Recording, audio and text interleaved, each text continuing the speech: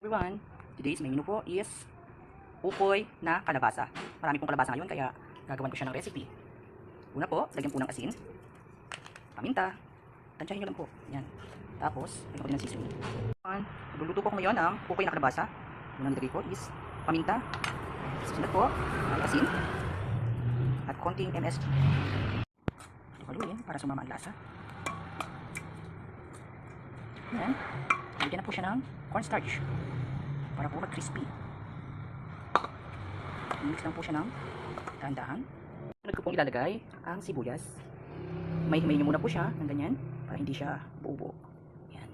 Para talaga siyang ukoy. Yan. Para pag pinirito, yan. Yan na po ang aking ukoy na kalabasa.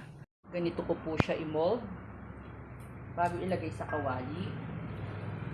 Ito po ang panuka. Kayari, ilalagay po siya sa kawali.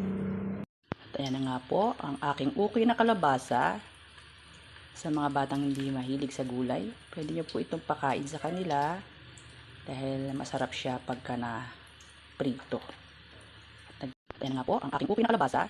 Sa mga batang hindi mahilig sa gulay, pwede nyo po itong pakain sa kanila dahil masarap siya pagka na prito at naging malasa. Ayan. Basta-basain po natin ng mantika para maging crispy.